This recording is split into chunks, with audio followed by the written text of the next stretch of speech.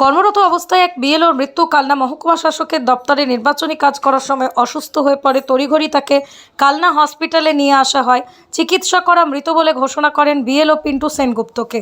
সহকর্মীরা জানাচ্ছেন, অত্যাধিক গরম এবং প্রচুর কাজের চাপ, এই দুই কারণেই অসুস্থ হয়ে পড়ে পিন্টু। তার শরীরটা খারাপ লাগায় কিছুক্ষণ বসে থাকে, তারপরে সে গুরুতর অসুস্থ বোধ করলে হসপিটালে নিয়ে যাওয়া হয়। হসপিটালে নিয়ে গেলে কর্তব্যরত চিকিৎসকরা তাকে মৃত বলে ঘোষণা করেন। আজকে আমরা দুজনে ডিউটি করছিলাম। ডিউটি করতে করতে দুপুরবেলা মধ্যাহ্ন ভোজনের জন্য আমাদের খেতে গিয়েছিলাম। খেয়ে দিয়ে আসার পর পিন্টুটা হঠাৎ শরীর খারাপ হয়।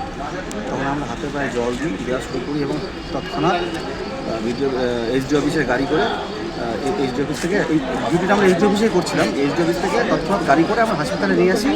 হাসপাতালে নিয়ে আসার পরে ডাক্তারবাবু ঘোষণা করেন। এমনি কি ওনার শারীরিক কোনো সমস্যা ছিল? এখন শারীরিক পরিশ্রম করে সেরকম কিছু আমার জানা নেই। হ্যাঁ, এবং যতদূর সময় শুনেছি কিছু ছিল না সেরকম। আজকে মূলত কি কাজ করছিলেন ওখানে? ওখানে আমরা পোস্টাল ব্যালটের ডিউটিগুলো করছিলাম। যারা পোলিং পার্সোনাল যারা আছেন তাদের যে ভোট করানোর সিস্টেম, সেই পোস্টাল ব্যালট কাস্টিং করছি। ওখানে কারা কারা ছিলেন? ওখানে আমরা বিএলওরা ছিলাম এবং কিছু অফিসার ছিলেন যাদের অ্যাটিস্টিং পাওয়ার ছিল। উনিও কি বিএল? আমিও 192 নম্বর পার্টের বিএলও। আর উনি কত নম্বরে ছিলেন? উনি 191 পার্টের বিএলও। দিয়ে মানে কি হলো হঠাৎ করে?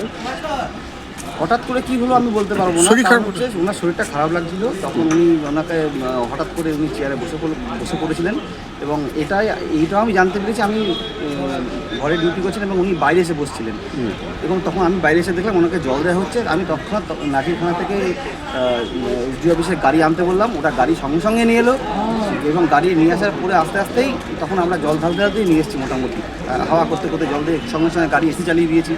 কিন্তু দুর্ঘটনাটা এভাবে ঘটে যাবে আমরা বুঝতে পারিনি। না বলছি মানে কি এটা কি অতিরিক্ত গরমের কারণে হচ্ছে মনে হয়? গরম তো অত্যাধিক আছে। আমরা প্রত্যেকেই গরমে সবাই কষ্ট জানি, সবাই মানে কষ্ট পাচ্ছি আর কি। আর আপনাদের যে কাজের প্রেশারও কি খুব ছিল? হ্যাঁ, কাজের প্রেশার তো মানে কাজের প্রেশার বেশি ছিল। আপনার ধরুন বুথ স্লিপ করা এবং বুথ স্লিপ করা এটা আমাদের অ্যাকচুয়ালি এটা আমাদের বিএলওর দায়িত্ব না, তবু আমাদের এটাকে করতে বলা হয়েছিল, আমরা করছিলাম। মানে আপনাদের মানে এর আগেও এরকম ধরনের আপনারা আপনারা এবং আমরা সবাই জানি এসআইআর চলাকালীন কীরকম মানে অমানবিক চাপের মুখোমুখি আমরা হতে হয়েছে।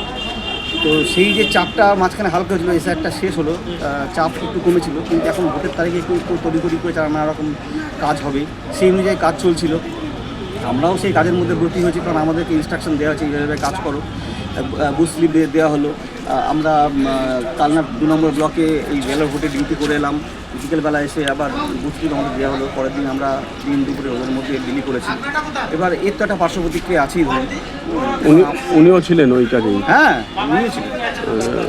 মানে উনি কোন স্কুলের টিচার ছিলেন? উনি মধুবনে একটি বিদ্যালয়ের শিক্ষক ছিলেন। ওনার নাম?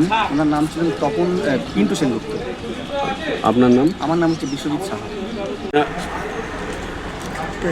এই আপনারা এখানে এসে কি শুনলেন, কি দেখলেন?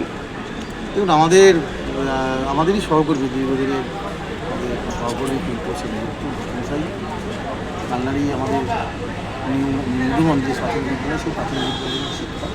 উনি আমার বিএলওর ডিউটি করছেন আমাদের 13 নম্বর ওয়ার্ডে।